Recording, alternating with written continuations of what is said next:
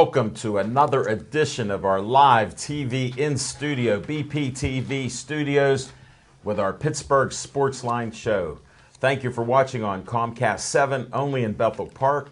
You can watch us on Verizon 32 in Bethel Park, and then all the way from Nemacolin to Cranberry, Wexford, everywhere in between, even if you live in Mount Lebanon. I was just at Olive Oil's Pizzeria. I just had one of the best pizzas and hoagie. I'm glad I come here a little early. They had it ready for me. Jay, Zach, and Mike, their delivery guy, was there. Their lady, Dee, was on her way back from deliveries. Call them, 412-831-1900. Say you heard about us on Pittsburgh Sportsline. Chief, don't order. Keep eating your food right now and save a good spot of dessert for us. We'll be over at 8 o'clock. Nice. Well, I'm Al Levine, the talking machine. We got Chip the Prophet Hayner, Smoking Jim Frazier, and believe it or not, we got a solid desk. We can lean on it, Smoking Jim. I don't have to hold the top on anymore. Thanks, Dave Cable, and thank you, Bethel Park. We appreciate this. I'm just working on how I'll have to move over so we can get a fourth person on here. Well, you need a swivel chair now. Whoa. We're going to need an upgrade. You know what? I'll just practice here. I'll move here, and then I'll have 3 guests here, and I'll just look around. Yeah. This is just awesome. It's nice to be able to put elbows on it. We're like ESPN studio. I'm telling The lighting is fantastic. The desk looks professional. Look at the background here. We got Jeff on camera. He's making us look 10 times better than we normally look. I'll tell you what. Glad you're here, Jeff. And then we got Devin Shea in the control room. And, you know, he's beyond even anything I can describe with what he's doing there. So he's that good. He's the best. All right, we're going to talk some sports. We open up our show with the first segment. It's called What's on Your Mind?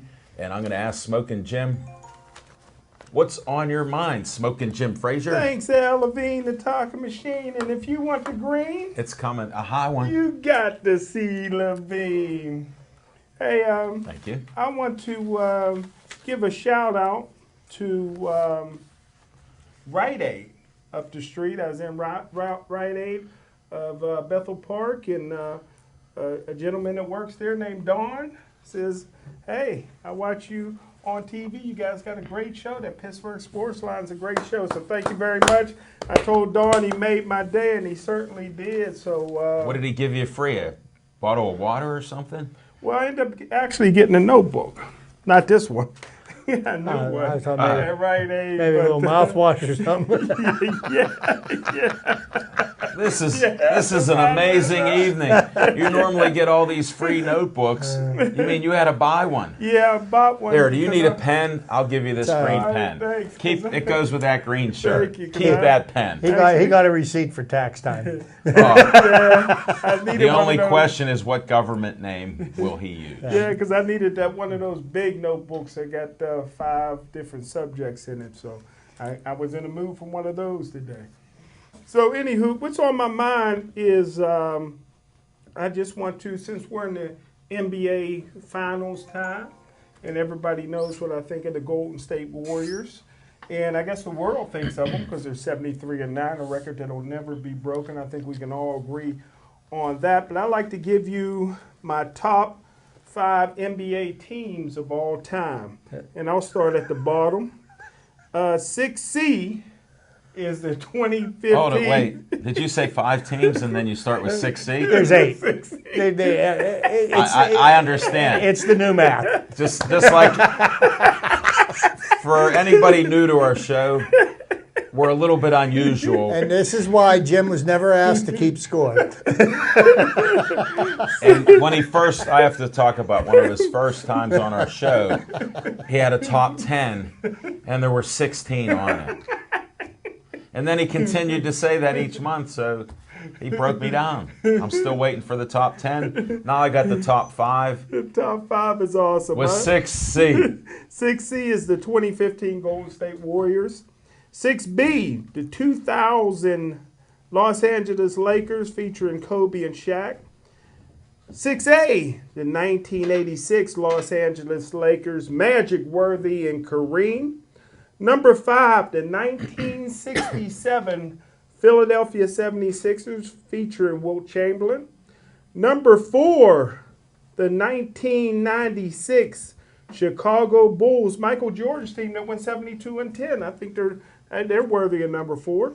Number 3, the 1965 Boston Celtics, talking about Bill Russell and Bob Cousy. Number 2, the 1972 Los Angeles Lakers, featuring Wilt Chamberlain.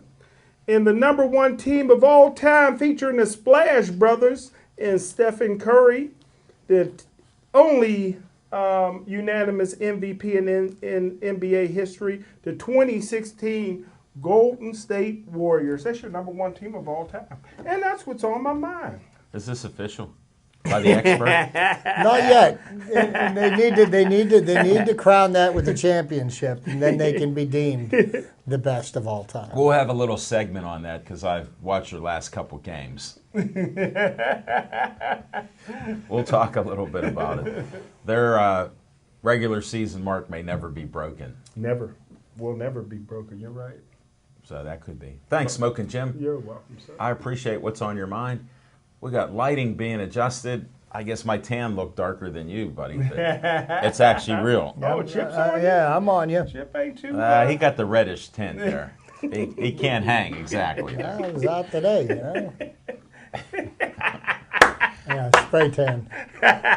No spray tan here. All right. Chip Hayner, what's on your mind? Well, thank you, Alan, and good evening, everybody. And what's on my mind this evening? Well, with Jim, it was the finals, and the finals denote the NBA Finals. Well, with me, it's the Stanley Cup Finals. Yes, I'm all in now on the Pittsburgh Penguins. I am become a believer with the way that they came through in Game 7 against the Tampa Bay Lightning. And who was it? Somebody from nowhere, Brian Rust, who scored both goals in Game 7. And isn't it funny, the last time the Penguins won a Game 7, they won that game 2-1, and that was in the finals of the 2009 Stanley Cup against the Red Wings. So history repeats itself again. This time we did it at home. Last time we did it on the road. But what's really on my mind with the NHL, and I've been railing about this for several weeks, I'm going to continue, because once again last night, Penguins player got knocked out of the game with a hit to the head. And guess what? No punishment, no fines, no suspensions. So guess what? Hits to the head are going to continue because they're not punished. And, and until they do something to get this stuff out of the game. Now, here's the thing. The Penguins, team full of superstars. You've got Crosby, you've got Malkin, you've got Kessel, you've got Hornquist, you've got all these big-name, big-money players. But who are the people that are putting the puck in the net, winning hockey games for them? Guys like Brian Rust, guys like Nick Bonino and Hagelin, Yeah, So, HBK. We don't need to knock the Penguins stars out of the game because they're not really lighting it up like they are being paid to do. No, we're going to knock the people out of the games that are producing. So Brian Rust scores the first goal of the game last night, gets his clock cleaned, and subsequently he's out of the game. And the NHL isn't going to do anything about it, and until they do, the NHL is going to be nothing more than a garage league. Whoa. But that's what's on my mind. You're going back to Mario Lemieux. Mm-hmm. Well, there has been a little difference in some of the play, but the referees do swallow the whistle in the finals, and a little bit before that. You could definitely see There's no question. Can't argue about that. I'm on the Penguin bandwagon because I started the bandwagon with Lord Stanley. Beginning of the year, I predicted they would win it. Not like Johnny-come-lately, Smoking Jim Frazier, and Chip the Prophet Hayner. They're all on the bandwagon. I always invite everybody. You're more than welcome. If you haven't liked the Penguins right now, you could jump on the bandwagon right now. There's still a couple seats left. I have a gentleman from Ohio, Brian, who said he's in Ohio and nobody even knows the Penguins. They know the Steelers. They love them and hate them. He knows players on the team. He doesn't even know hockey. I had explained what a penalty time is, and he understood some of it. He's learning the game. He's a friend on Facebook. But my point of this is they got a new coach. And isn't it great to see Sidney Crosby playing at the level that he could have played all year. And this is what I talk about in hockey. Not that they're prima donnas, but if they don't like a coach, They are. they're in that tank. They're in the tank. And maybe he had health issues. Maybe he finally healed up from all those whiplash and concussion issues he had, because he sure looks like a different player. I was wondering why he would go straight down the ice, play the same way. Now he's veering a little to the left, a little to the right. He's passing the puck. He made a behind-the-pass, backhanded pass that was unbelievable. Without scoring a goal last night, he was probably the best player on the ice, both teams. And for Chip to say that, it's a 180-degree turnaround. And you know what? And he's a believer. Hey, a spade is a spade. I mean, when he was dogging it, I was dogging him. Now that he's performing the way that he should, you got to give him his props. And then Malkin, little did I know that his wife was pregnant. He had a baby on his day off. Girlfriend. Oh, girlfriend. Okay. I didn't know whether they were married Hey, yet. you know, I just want to, if you don't mind me interrupting No, for a no, quick no. second.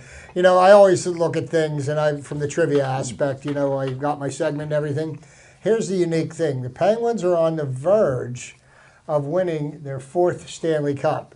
And do you know that every Stanley Cup championship Penguins team was coached by a first-year coach? Yes. Bob Johnson Yes. coached the first team that won in '91. He died. Scotty Bowman came in, 92. won, and then Mario got him fired. And Bilesma came in and replaced Therian, and he won a championship. Now they've got Sullivan, so enjoy your ride while it lasts, Mike. Well, I think he may have a little more potential with these guys, because one of the key things that happened is he coached in the AHL and had a great team down there. Now, a lot of people have been talking about Murray and, you know, should he have been in? Well, now, how could you take him out? And then there's always talk about Fleury, but we're going to put that on the back burner till after they win the Cup. After the season. And Murray is one of those low-key guys, doesn't get ruffled or rattled by anything. Look at what he's been hit at. They're hitting him in the net. They're coming in, he's making a save, and they're crashing into him. He just goes about his job, stretches out a little, makes another save. Then what's nice is, do you hear the stats on block shots? They are taking it to another level. Everybody's sacrificing. They're cutting down the shots where the goaltender doesn't have to make more than 20 saves, 17 saves. And we're getting 40, 50 shots that are legitimately on the goaltender, plus they're blocking about 10 or 12. But we're blocking anywhere 15 to 30 shots a game. That shows me they're playing defense a lot of the time. They still let these random one-on-none breaks, and they seem to not be able to get in front of a couple guys that are around the net. Now, if you're a defenseman that I've watched hockey my whole life, you're supposed to at least get close to those guys, or at least pick their stick up like they did on Hagelin on the one play when I thought he would have had a goal lined up right there. Did the same thing to Hornquist in the first period yesterday. And it was a very good game to watch. You know, I'm all in. I don't know if they can win it in 4 or 5 or 6, but I guarantee by 7 games they'll have at least one more goal in the championship. The Cup will be here as predicted in the first week of the season. Hey, you know, yesterday was the first time in 20 years that the first 2 goals scored in the I got Stanley that. I'm Cup a stat man finals, too. in the Stanley Cup Finals were scored by rookies. 1924 was the last time that happened. And the rookie scored both of those goals that year. So I read the stats. That's why there is no useless information, Chip. And we're going to get into our segments now. We start out with Fiction and Fact from Smokin' Jim's Almanac. You want to take one more bite of that Olive Oil's Pizzeria? No, I want to save it for after this segment. Okay. You got your strength up. Because he knows I'm a little long-winded. But I, Whoa.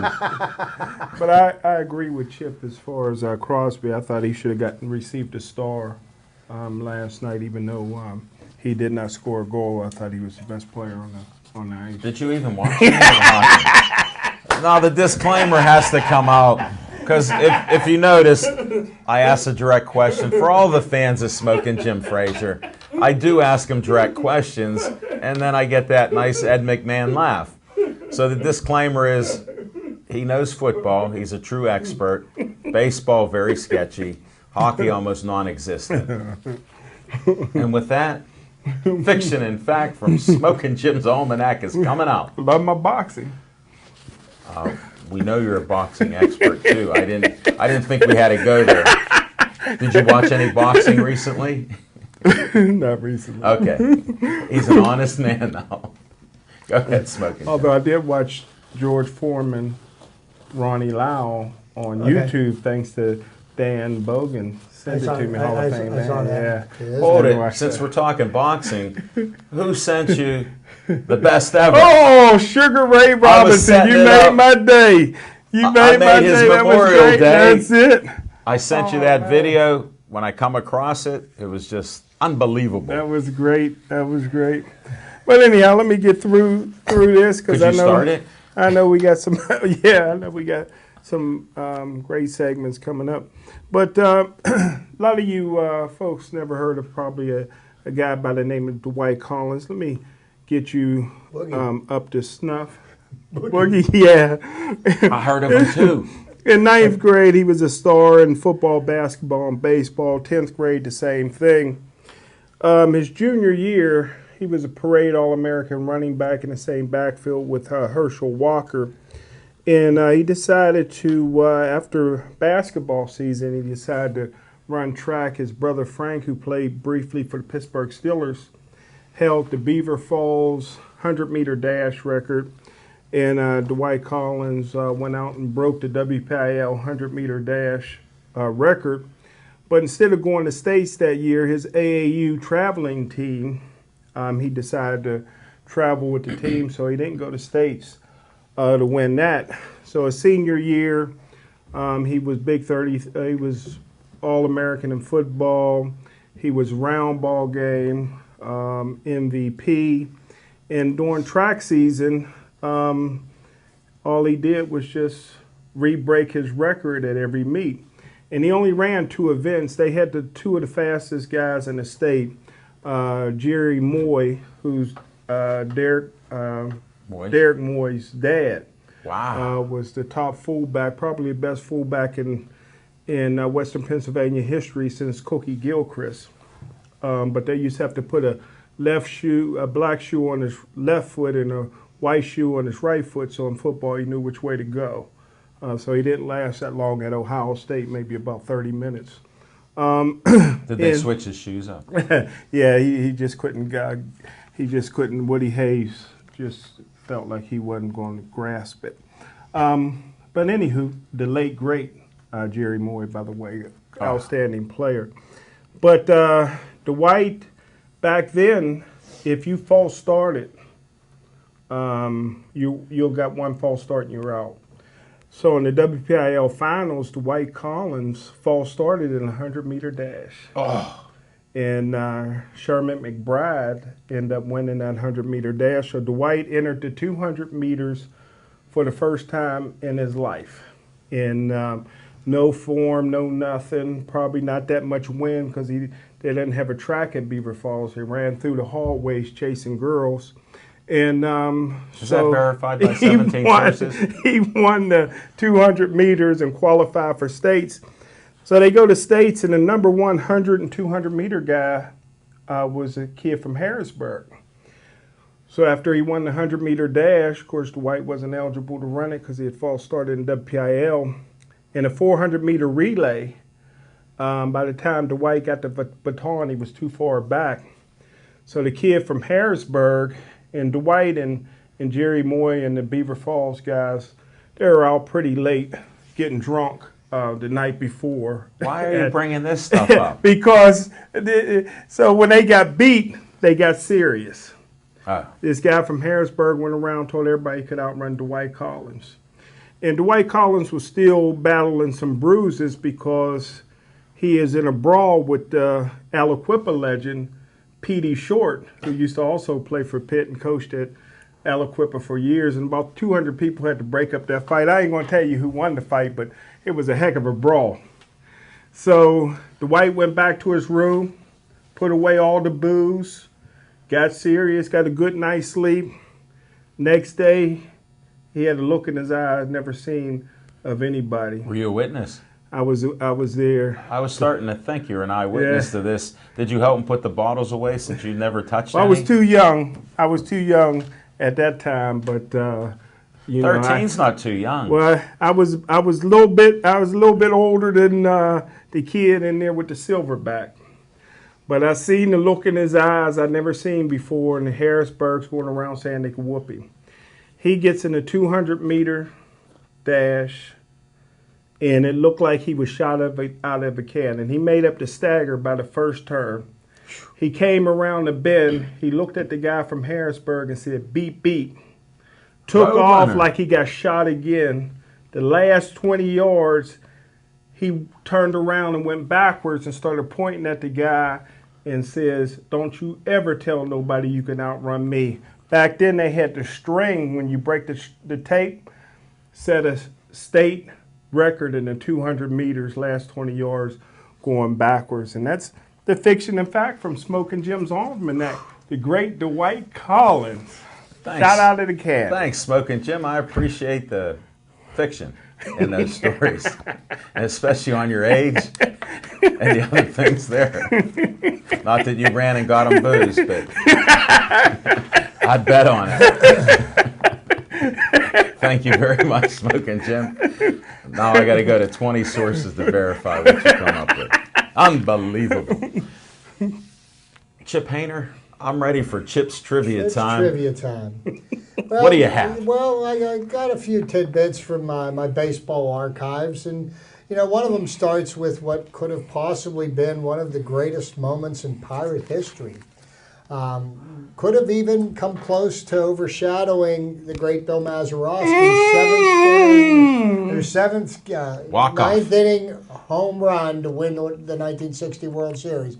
And the event I'm talking about is Harvey Haddock's almost perfect game. And Harvey Haddocks was a pitcher for the Pittsburgh Pirates, and on the fateful day of May 26th, 1959, Harvey Haddocks of the Pirates pitched 12 perfect innings before losing to Milwaukee 1-0 in the 13th on an error, a sacrifice, and Joe Adcock's double at County Stadium. So, we talk about a perfect game being pitched for 9 innings. Yeah. Well, he pitched 12 innings of perfect baseball. That's 1 1/3 games. And lost the game.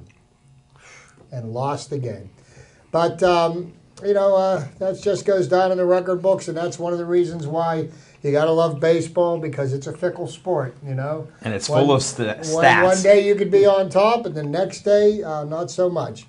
Being that we had the Memorial Day holiday this past, just yesterday, and then we were paying tribute to the veterans and everything, and the people that continue to serve our country. Devin Shea, shout out to you, my friend.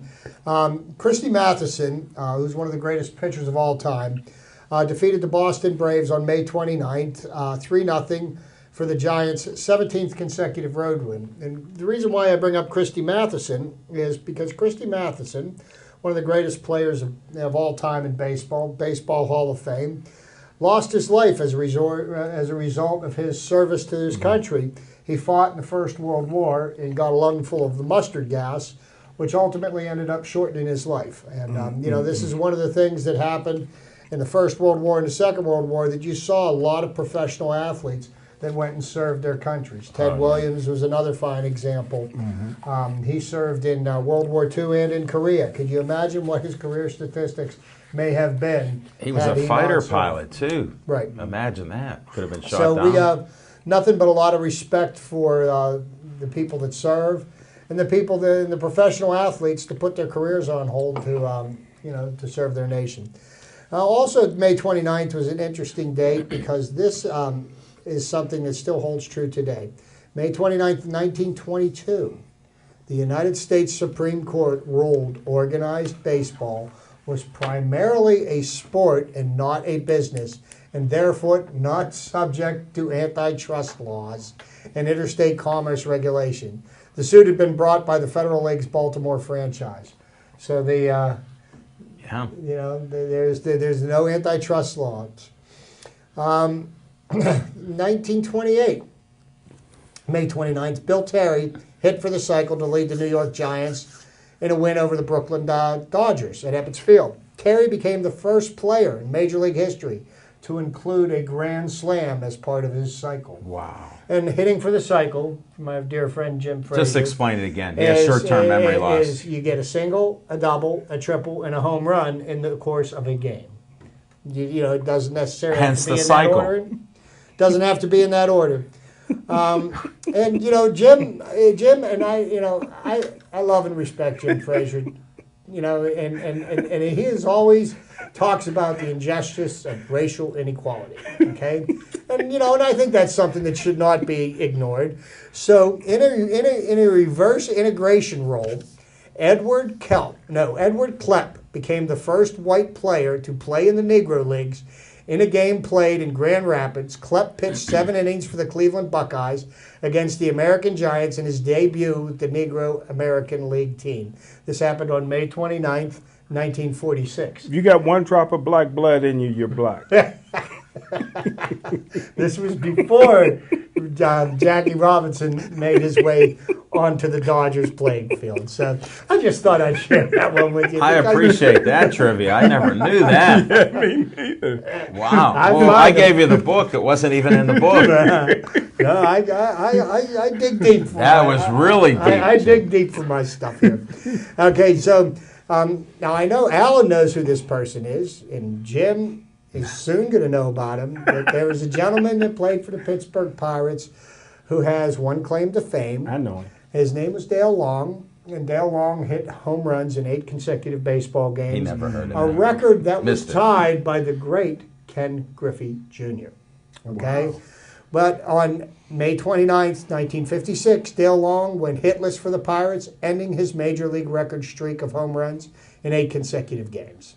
So, streaks begin, streaks end. Same way with DiMaggio's 56-game hitting Then he streak. started another one.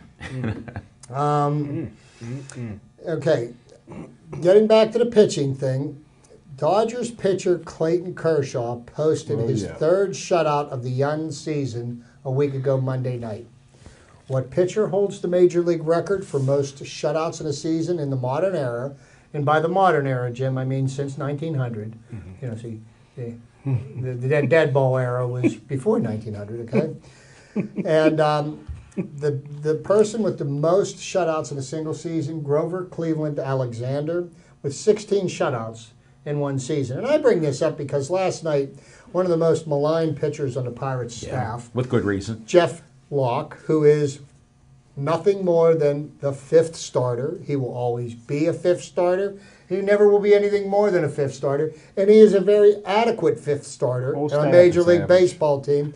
He pitched his first, in his career, in 101 starts, he pitched his first complete game shutout of his Major League career. And I just brought that up because, you know, when you got one pitcher that pitched 16 of them in one season, now to pitch a complete game shutout, you know, that means you got to pitch all 9 innings. Something that doesn't happen very often. That's true. Let me interrupt you with another piece of trivia. That was the first game that he's ever pitched in the 9th inning in the major leagues. Really? Yeah. So Wow. that's the pitch count. The But- notorious pitch count we talk Whole about. staff is mediocre. But you know Where what? did The that come staff from? is turning itself around. We'll Because talk baseball in a little we bit. will talk baseball. Smoking There's Jim's no an question interrupter about on. Unbelievable. So you know, there, you Where know, does he you've got that, and then you know, we talk about the pitchers and their longevity and the number of pitches they throw, complete games, and now you know if a pitcher pitches the whole season, the most number of games that he'll pitch in is 32, and there's players that won 32 games in the season. right. You know, so you know, another one of the things that I think is something that's gone by the wayside is the embarrassment of striking out in Major League Baseball. And there used to be a time where it was an embarrassment to strike out. You know, it was better to hit the ball weakly to the mound and get thrown out by the pitcher than it was to swing and miss 3 times. Bunning up there. Well, back in the days when striking out was really, like I said, an embarrassing statistic to be a part of, Joe Sewell of the New York Yankees struck out for the first time this season on May 22nd, 1933. Season starts at the beginning of April. at the end of May, he struck out for his very first time. Sewell would strike out only 3 more times in 524 at-bats that season. That's amazing. That is amazing, and that's one of the things that if you just are committed to Hitting the ball. I mean, hitting is not. Ted Williams used to say the single hardest thing to do in any professional sport is to hit a round ball with a round bat that's being thrown at you. I've seen a lot of people do it. Yeah, but not consistently. Where? Not consistent. Where That's do why they do fail this? 7 times out of 10, Jim. We've tried to educate him. At least he knows that there's 162 So game you know what? season That's all I'm going to wind up with. There was some other stuff I was going to go over, especially a player who Throw it out there. died, Come on. for the Giants, and I'd have to look it up on my phone. Who there was a memorial to him in the Polo Grounds, and when they tore down the stadium, they destroyed the memorial. Oh. But when the Giants built AT&T Park in San Francisco, they do have a monument to him in center field. Nice. He died in the service of his country while he was a player for the Giants. And also, I found out an interesting story about the second most famous team that came from baseball team, that came from Boston. And that would have been the Boston Braves. And the Boston Braves, with the list of Hall of Famers that they had on it, the Boston Braves moved from Boston to Milwaukee, from Milwaukee to Atlanta. And, a very interesting piece that I was reading there, and it's a little long-winded and I think a little too much for this segment. Yeah. But maybe I'll try to condense it some and share some of that information with you folks I'd like on to another hear about that. I would like to hear that another also. episode. Anything Yeah. Boston, I like to hear. That's the sports style. When? They today? love this sports in Boston. Just like Pittsburgh, Boston, and Philly. Okay. They're passionate. Let's just put it to you that way. And I'll tell you what, since you brought that up, sometimes, Jim is always going to be critical of the Steelers, and that's, it's his right to. Going to Super Bowl this year. Yeah.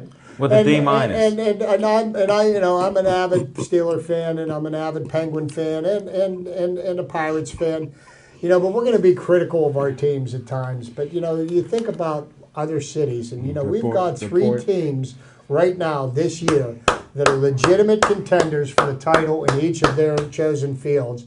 And, if that were to happen this year, and I'm really the first time that it ever happened, wow, isn't it an amazing time to be living in Pittsburgh and be a sports fan? The Penguins and the Steelers are definitely the favorite to do it.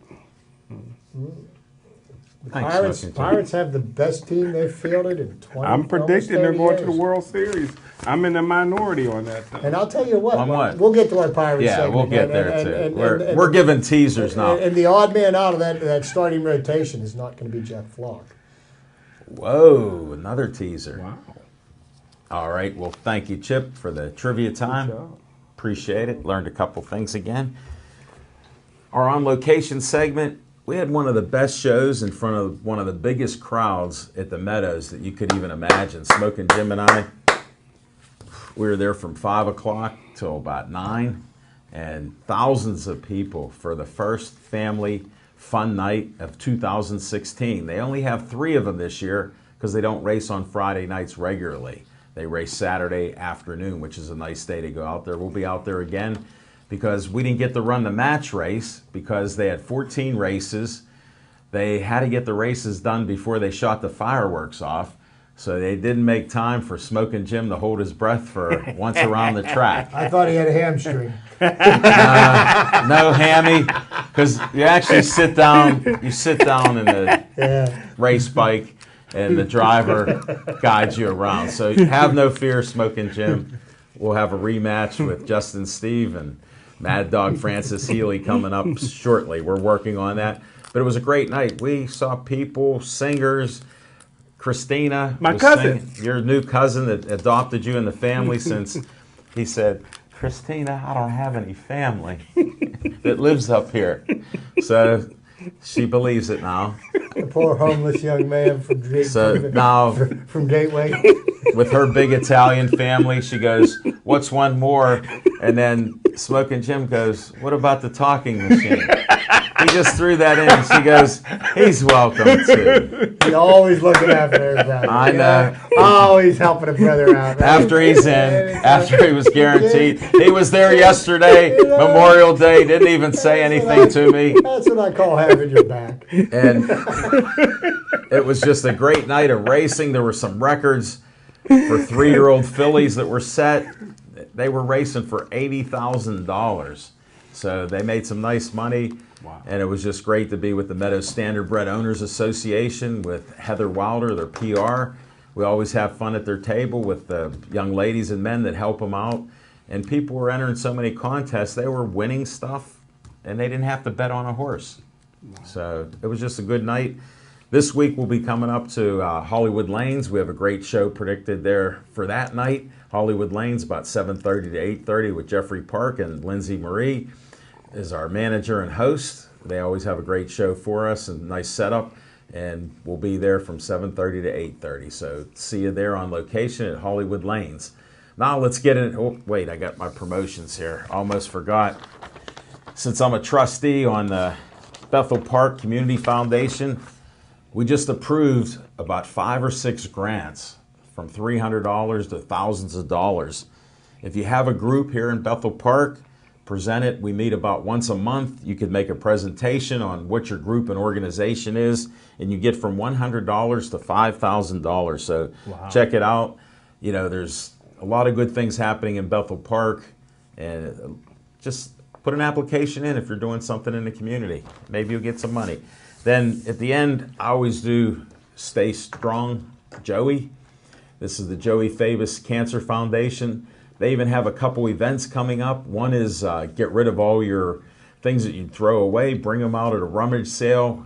I'll have more details when I get the flyer, but that all helps for the DIPG. It's a horrific brain cancer, no cure, nothing to even slow it down. And they have donated Joey's brain to the doctor, and $65,000 that they collected last year to try to find a cure. So they're working on it. They're finding more information out. So stay tuned. Check out the Joey Favis Cancer Foundation. Donate $1. That's all. Everything helps, and it all goes to the research. So thank you for this public announcement. Now let's start. We're going to go right to Buccos, because Jeff Locke impressed me. I think he had 1 strikeout. I'm not sure.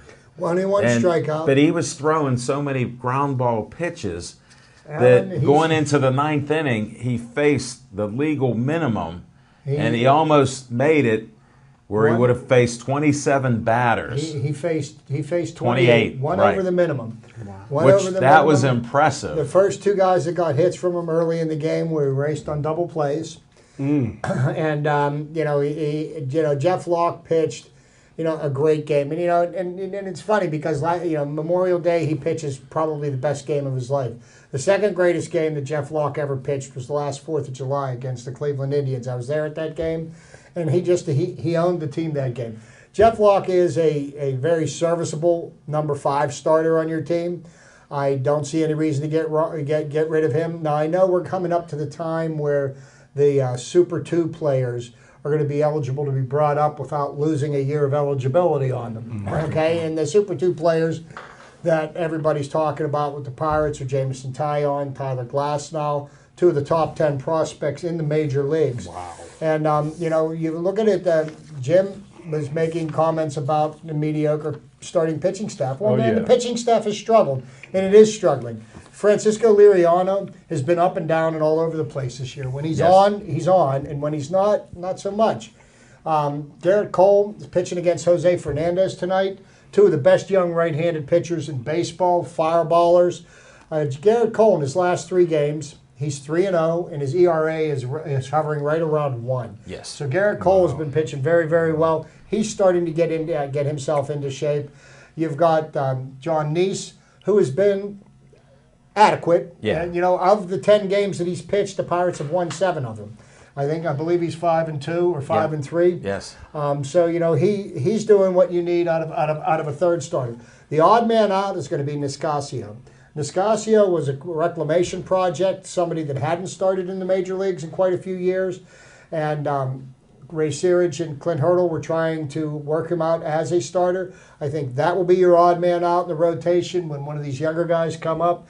And I think Jeff Locke will be and continue to be an adequate number 5 starter for your team, because your number 5 starter is never going to win the Cy Young Award. Right. But if he keeps you in ball games and puts you in a position where you can win, that's all you're asking him to do. And with the bullpen improving, here and there's some improvement there. Smoking Jim doesn't watch baseball, so he missed his man who should have been the starting pitcher of the year for the opener. He missed Coltrane, but he has improved. Like Chip has said, like I've said, you give them some time. Nobody's going to be perfect. There's a lot of things that happen, and they got to get healthier too. Cole's earning that $750,000 this year. He's only getting $550,000. Yeah, Jeez. as well he should. It is not. It is not, because next year the tables turn. See, the first 3 years that the players signed, okay, because he's got a 6-year commitment to the Pirates. The team has control over salary the first 3 years. The next 3 years he enters arbitration, and the team no longer gets to choose what he gets paid. So how's he going to live on? Hold it, Smoking Jim how's he Frazier. gonna, because the $8 million they paid him as a signing bonus, okay, which they didn't have to do, he banked. So he's not eating peanut butter jam and sandwiches. Smoking Jim Frazier. Don't they have certain rules in the NFL with contracts? He isn't eating government cheese. There's no way that an NFL team like the Pittsburgh Steelers would make their quarterback play for $500,000. They'd have redid their contract. But here's the thing, Jim. What they did in the NFL is when they sign rookie contracts, there's a certain amount of money that they can sign them for. And if that's what the collective bargaining agreement says they can do, then that's what the Steelers do. There's no reserve clause anymore in baseball. There's no reserve clause, but there's a I learned a new word. There's a collectively bargained agreement that CBA. But to talk more about the Pirates instead of this nonsense, right now this Pirates team, is a better team top to bottom, position-wise.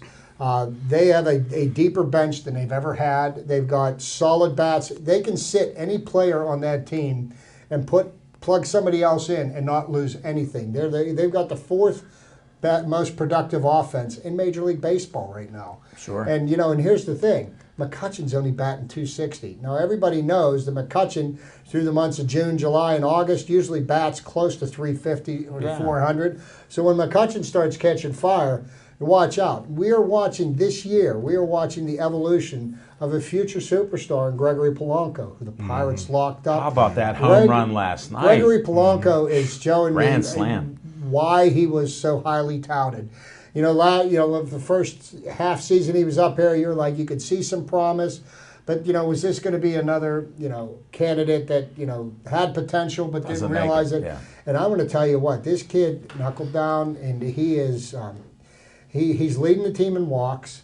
He's hitting the ball hard everywhere. And, I just think that there's nothing but good things to come from him. The guy's got a cannon for an arm.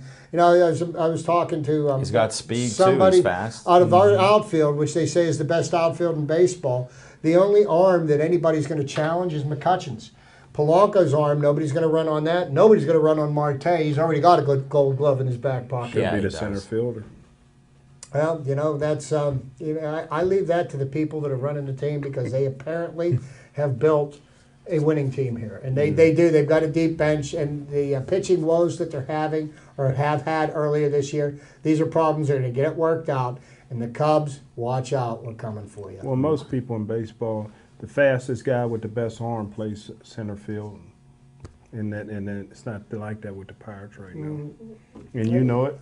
Well, there's one difference. They brought up other players that have more speed Jim, and arms. No, Jim, and I want to speak to your point, because you do make a very valid point. Thank you. Okay, but here's what you have to understand about the dynamics of PNC Park. This is a park where you're playing half your games. They don't want to hurt Kutch's feelings. Okay, no, you're going to let me finish? Go You're ahead. going to talk nonsense. Go ahead. Okay, with the way PNC Park is laid out, it is like you have 2 center fields there. Left field is enormous, and it goes back into the notch.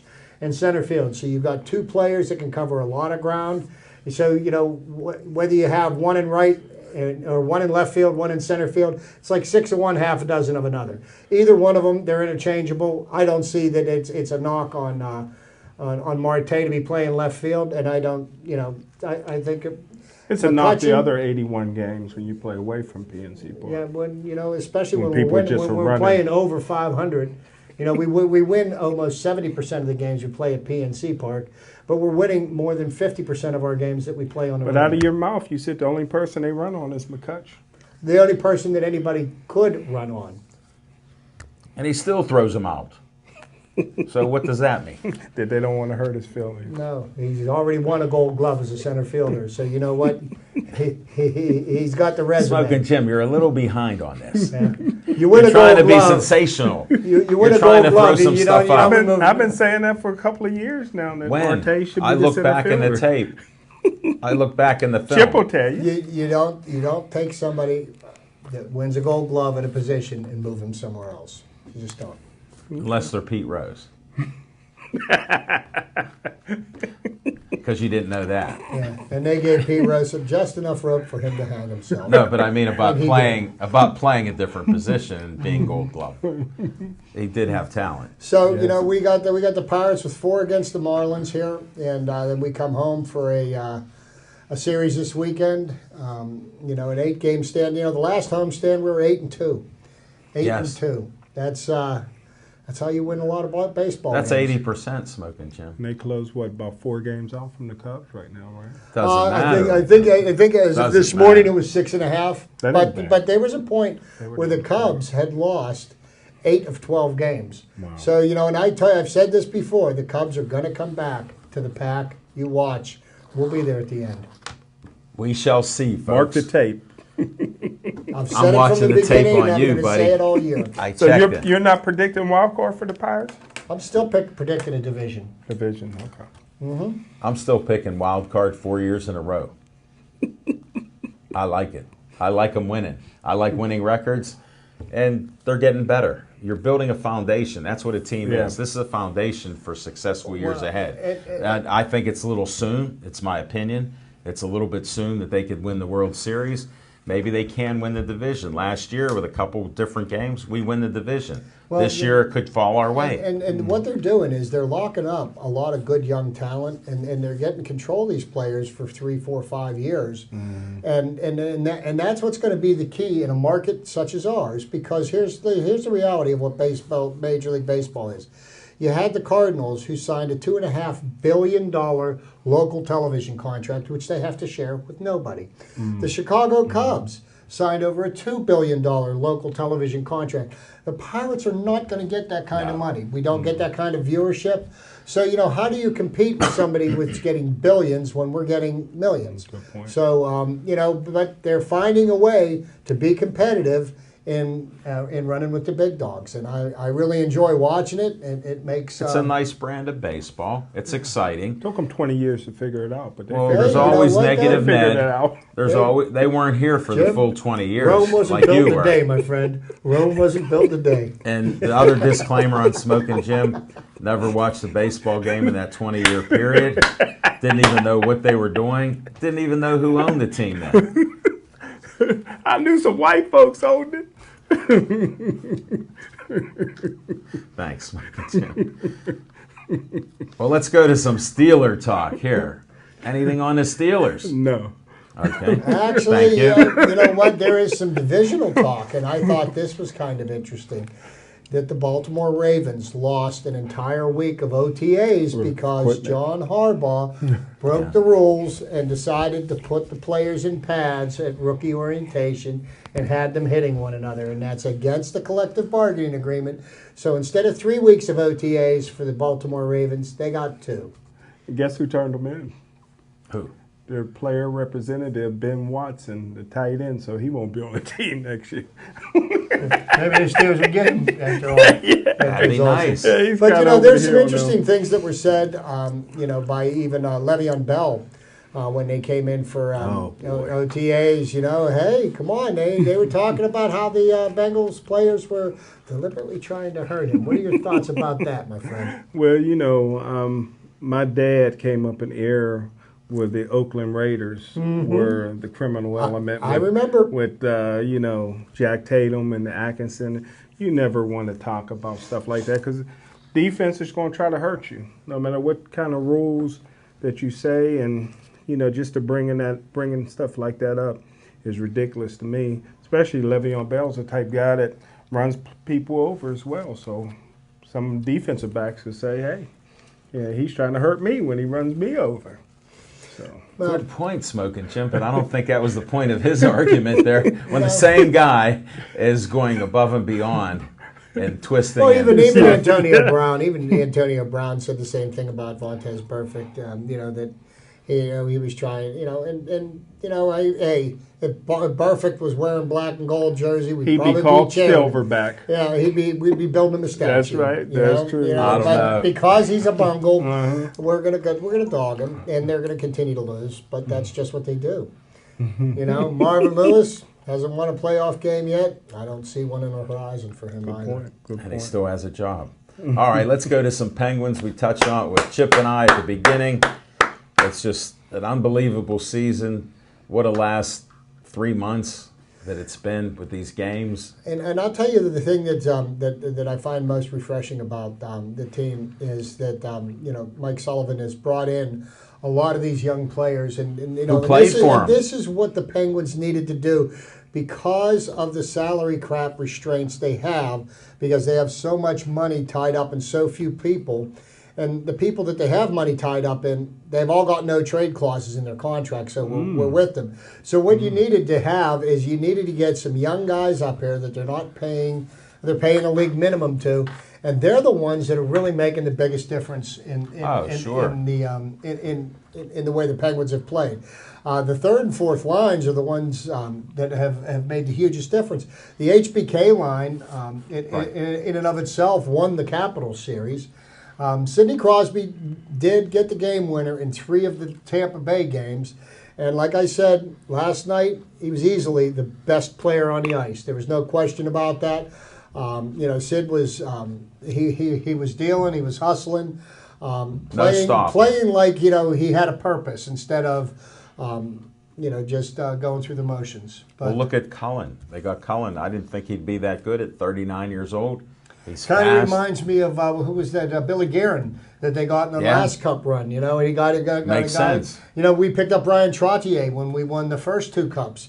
There's Brian Trottier was at the end of his career, but sometimes you need that veteran that's going out there, and you got a guy that's 38, 39 years old, and he's laying it all on the line, and you're 21 and you're not, and all of a sudden it's contagious. You play the same way that you see the others. And these were Sullivan's players that he had. So the experience, they know how he is as a coach. They know his schemes. He mixes up the players. He's playing chess with them, moving them in and out, and it helps. And I'm glad that we've gotten past the point where we have any kind of a goaltender controversy.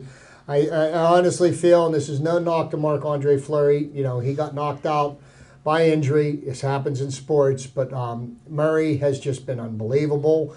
I think this is his playoff run to either win or lose. I think the Penguins should either win or lose with him.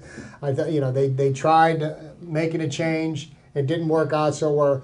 The only way that it did work out was that Murray got a day of rest. I think that was the ulterior motive. Because he's 21 and they were playing games every other day, and that's why I think the Stanley Cup is the hardest championship to win in all of the professional sports. Luckily, Smoking Jim doesn't know hockey. Seriously, what would you say is basketball? I mean, why would you say that when Gretzky won it, 5 or 6 years in a row? I mean, why is it so hard? Why is it so hard? Why is it harder than any other sport? Because of the physicality of hockey. Okay. Because hockey is like football on skates. Okay. All right. I'll give you that. You're playing a game every other day for 2 months. I'll give you that. Okay. I didn't know where you were going with Here's another aspect that Smoking Jim's not even aware of. How long of a segment do they play in football? 10 seconds, 12 seconds, 8 seconds. Yeah. Hockey, I'm watching the game last night, 10, 15 minutes, no break in the action. And they do have line changes. Of course, but how would a football player handle that? He don't have to because it's #1 sport in the world. Yeah, but that's part of a non-answer because Smoking Jim cannot answer questions. If you're constantly active for 15 straight minutes, I want to meet that football player that can do that. Good point. They're not there yet. No, but hockey, I think hockey is probably the second most violent sport, and I do think that football is the most. Yeah, good point. I mean, they say football's a contact sport. It's not a contact sport. It's a collision sport. It's like you have 75 car accidents, back to back to back. When you give a concussion, you get a concussion. Right. But hockey problem. players, they're tough. The speed that they skate at, and then they hit each other. You see Rust, and he got hit. Last night. Well, let me ask you guys this: what does San Jose have to do to win this series? Score more goals. To answer your point, Jim, if anybody that watched the game last night, you saw the first period and the third period. The Penguins played the way they needed to play to win the game. If you watch the second period, that's the way San Jose has to play to win the game. And San Jose outplayed the Penguins in the second period yesterday. That's where they tied the game up. And San Jose really doesn't need to reinvent the wheel, just the same way as the Penguins. The Penguins need to play their game, and their game is a speed game, okay? And San Jose just simply needs to stick to what brought them to where they're at, because obviously they were good enough to make it to the finals. And they're going to win some of these games. The Penguins are not going to win this series. Why does the Penguins have home ice advantage? Because they had a better regular season record. The Penguins did?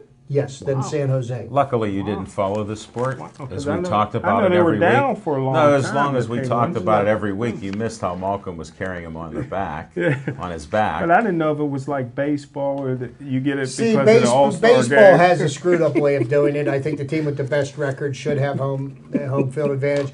Football, of course, plays on a neutral site. And basketball seems to say that they do the same thing. It's whichever team had the better record. Okay. Obviously, San Antonio's got home court advantage against Cleveland. But, you got to watch out, while we're talking about it, you got to watch out for the Cleveland Cavaliers. I mean, with the single drawback that they have, that they've got the choke artist as their key player. But they've only lost 2 games in this entire first 3 series. They swept the first 2. And Golden State has lost half as many games, or almost more than half the number of games they lost the entire season in 3 series. So, well, you know what happens. They had a chip on their shoulder, as Smoking Jim alluded to, during the season. So they took care of the chip, no pun intended. And now they have to play serious basketball. And they've come through with even more threes than they shot during the regular season to win these games. So, I mean, that's exceptional on that. And the West is so superior to the East. There's no question about that.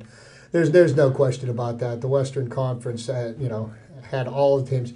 I thought what was going to end up was Golden State and San Antonio were going to end up beating each other silly, but didn't happen. Yeah, no, it didn't happen. Oklahoma City, and Kevin Durant will be a free agent at the end of the finals this year. And that's somebody that I thought would have a ring by now. Yeah. And I'll tell you what, if Harden wouldn't have left that team when he did to go be the #1 man in Houston, OKC would have won several championships because especially with Westbrook and Durant and Harden. Did you see Westbrook playing? He was like crazy. He was going after balls, diving in there head first. He's fast. Just a great player. He wanted it. You could tell the difference. Well, we're just about done with this. This hour flew by. Smoking Jim, what other point do you have to bring up? Nothing.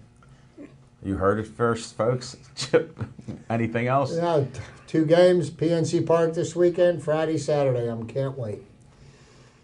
Penguins play tomorrow night. They will win that, and they're going on for the Cup. I think it'll be 6 or 7 games because you're going to see San Jose. The Sharks will be coming back. That's why they're Sharks. They have a lot of older players. So watch the youth. They win it all. And the ending of that, stay Joey strong.